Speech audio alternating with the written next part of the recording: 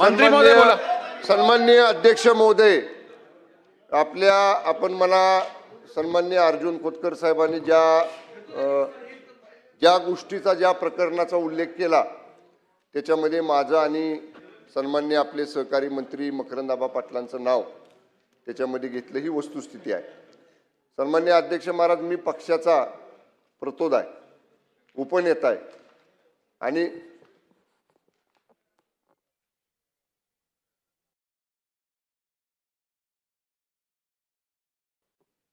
सन्माननीय अध्यक्ष महोदय, त्या निवडणुकीमध्ये जिल्हा परिषद सदस्यांना व्हीप बजवायचा अधिकार पक्षाने मला दिलेला आहे. त्या सदस्यांना निवडणुकीपूर्वी व्हीप बजवण्यासाठी मी त्या ठिकाणी होतो. सन्माननीय अध्यक्ष महोदय, चौथ्या मजल्यावर जिल्हा परिषदेच्या सभागृहामध्ये मतदानाची प्रक्रिया होती.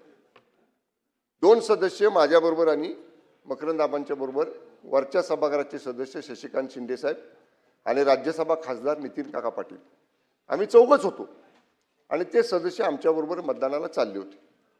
अध्यक्ष महाराज, 100 पोलीस, 100 लिफ्टमधनं आम्ही बाहेर आलो. 100 अशी लिफ्ट आहे अध्यक्ष महाराज. एक वरांडा उजव्या बाजूला जातो आणि एक वरांडा डाव्या बाजूला जातो, मध्ये पॅसेज वेटिंग रूम आहे. 100 पोलिसांनी आम्हाला अडवलं. त्यातनंही तो सदस्य म्हणत होता, मला मतदानाला जायचे, पालकमंत्री माझ्या बरोबर आहेत, ते मला दरवाजापर्यंत सोडतील. अध्यक्ष महाराज, ते मेटल डिटेक्टर जे आहे, जिथनं आपण तपासणी करून आत जातो, त्याच्या एक 5 फुटापर्यंत आम्ही जवळ गेलो.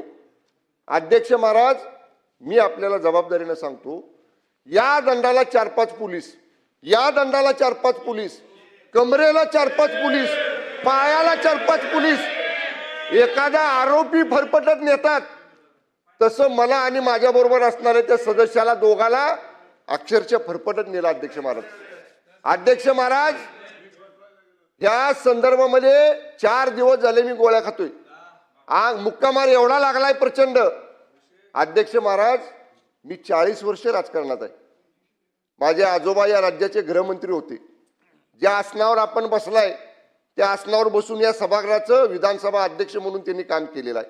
काय चूक माझी चूक एवढीच होती, माझ्या पक्षाच्या सदस्यांना व्हीप बजवायला मी तिथं गेलो आणि त्यांना अडवतात म्हटल्यावर मी त्यांना म्हणलं, तुम्ही आतमध्ये चला.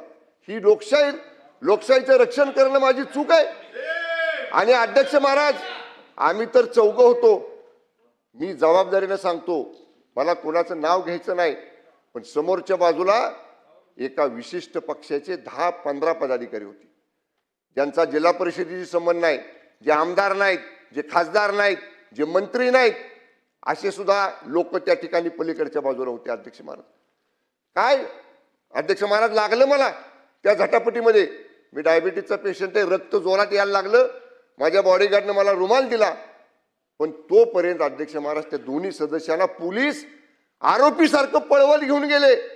फक्त त्यांना मतदानाला जाऊ द्यायचं नव्हतं, फक्त त्या 2 लोकांना मतदानापासून वंचित करायचं होतं. आमच्याकडे 33 सदस्य होते, आमचे सदस्य त्यांना कमी करायचे होते. निवडणूक झाल्यावर सुद्धा तुम्ही त्यांना धरू शकला असता, पकडू शकला असता अध्यक्ष महाराज.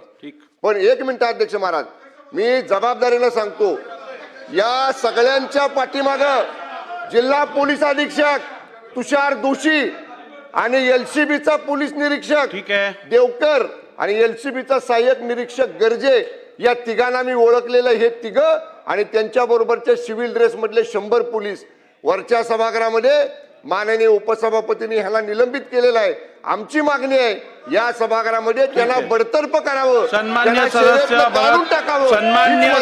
अर्जुन खोतकरजी, मुळीच नाही. आपण खाली बसा, खूप झालं आता, खाली बसा. सन्मान्य सदस्य अर्जुन खोतकरजी आणि सन्मान्य मंत्री महोदय शंभूराज देसाई साहेबांनी जी माहिती सभागृहात दिलेली आहे, बसा, बोलायचं.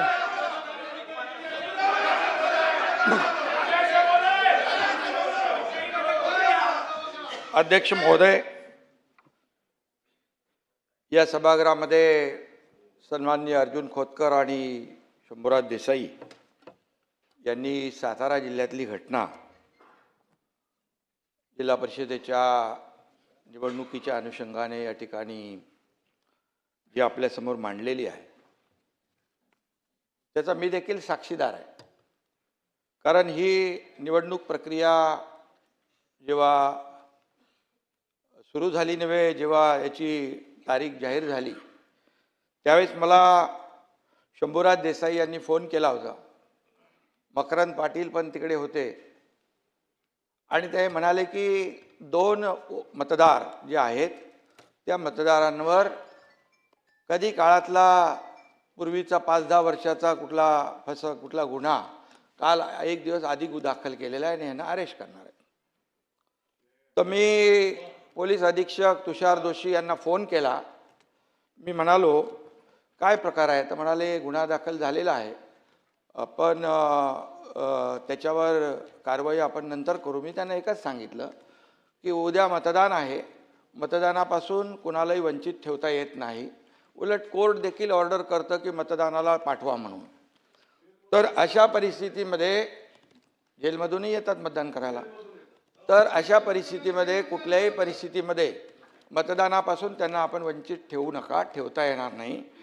SP मला म्हणाले असं काही होणार नाही, त्यांना वंचित मी ठेवणार नाही, ते मतदान करतील. मतदान झाल्यानंतर काय शहानिशा करा आणि शहानिशा करा आणि त्याच्यामध्ये जे काही कार्यवाही करायची ती करा. त्यानंतर मी पोलीस महासंचालक आपले दाते साहेब DG साहेबांना मी फोन केला. फोन केल्यानंतर मी त्यांना सांगितलं अशी अशी घटना त्या ठिकाणी अशी निवडणूक आहे आणि मला थोडी शंका आहे की तिथले पोलीस अधीक्षक हे 2 मतदार जे आहेत, कारण बहुमत इकडे या बाजूला होतं शंभूराज देसाई, मकरंद पाटील आणि या सगळ्यांकडे, आणि हे मतं कमी करण्यासाठी आणि त्या निवडणुकीमध्ये विजय मिळवण्यासाठी पराभव करण्यासाठी या लोकांचा अशा प्रकारचा प्रकार होऊ शकतो. तर DGनी त्यांना फोन केला आणि DG मला म्हणाले, मी त्यांना फोन केला आहे, मी तुषार जोशी यांच्याकडे खात्री देखील केली की मला DG साहेबांचा फोन आलेला आहे आणि मी कुठल्याही परिस्थितीमध्ये अशा प्रकारचं याला मतदानापासून आमचे लोक थांबवणार नाहीत. मी त्यांना सांगितलं तुमचे लोक तिकडे गेटवर थांबलेले आहेत अशी आमच्या लोकांनी माहिती दिलेली आहे. तर तुम्ही त्यांना सूचना द्या, इन्स्ट्रक्शन द्या की मतदान झाल्यानंतर तुम्हाला जी काही कार्यवाही करायची ती करू शकता तुम्ही, परंतु मतदानापासून वंचित ठेवणं हा गुन्हा आहे आणि मतदानापासून वंचित ठेवणं हा लोकशाहीचा खून आहे आणि लोकशाहीचा गळा घोटण्याचं काम बिलकुल करू नका, अशा प्रकारचं मी त्यांना सांगितलं. ते बोलले असं काही होणार नाही. परंतु त्यानंतर मीडियामध्ये देखील मी पाहिलं, शंभूराज देसाईने स्वतः सांगितलं, म्हणजे मंत्री का गेले तिथे? कारण त्यांना माहीत होतं तिथे त्यांना अडवतील म्हणून त्यांनी पण त्या आपल्या याच्या सीमा जी आहे बाहेर होते, त्या गेटच्या बाहेरपर्यंत त्यांना गेल्यानंतर मंत्री बघितले नाहीत, पदाधिकारी बघितले नाही, कोणी बघितले नाही, जसे आमदार बघितले नाही, असे आरोपीला असं पकडतात तसं पकडून घेऊन गेले. आणि त्या ठिकाणी घेऊन गेल्यानंतर ते 2 लोक, बरं ते 2च कसे काय मग मतदार त्यांनी पकडले? 2च मतदार जे आहेत ते त्यांना घेऊन गेले आणि त्यांना निवडणूक, मी पुन्हा फोन केला त्यांना DGंना. DG म्हणाले असं होणार नाही. मी बोला होणार काय नाही, निवडणूक पूर्णपणे पार पडते तिकडे, निवडणूक पार पडल्यानंतर तुम्ही त्यांना सोडून काय उपयोग आहे? आणि मग निवडणूक पार पडली आणि त्यानंतर या सगळ्या, परंतु जी परिस्थिती निर्माण झाली महाराष्ट्राच्या इतिहासामध्ये अशा प्रकारची परिस्थिती पहिल्यांदा आपण पाहिलेली आहे. कारण कुठल्याही परिस्थितीमध्ये अशा प्रकारची परिस्थिती मतदानापासून वंचित ठेवणं हे आतापर्यंत इतिहासामध्ये पहिल्यांदा आहे. आणि त्यामुळे मला जे माहिती होतं ते, आणि मी त्यांना फोन केले होते म्हणून मी तुमच्या निदर्शनास मी आणू इच्छितो. अध्यक्ष महोदय, सन्माननीय उपमुख्यमंत्र्यांनी जी वस्तुस्थिती सांगितलेली आहे त्या वस्तुस्थितीच्या आधारावर या संपूर्ण प्रकरणाची योग्य ती चौकशी केली जाईल आणि चौकशीच्या मध्ये जे काही निष्पन्न होईल त्यानुसार त्याच्यावर कारवाई केली जाईल. ठीक. चला आता पुढे प्रश्नोत्तरे. प्रश्न क्रमांक 1 प्रश्न क्रमांक 32,098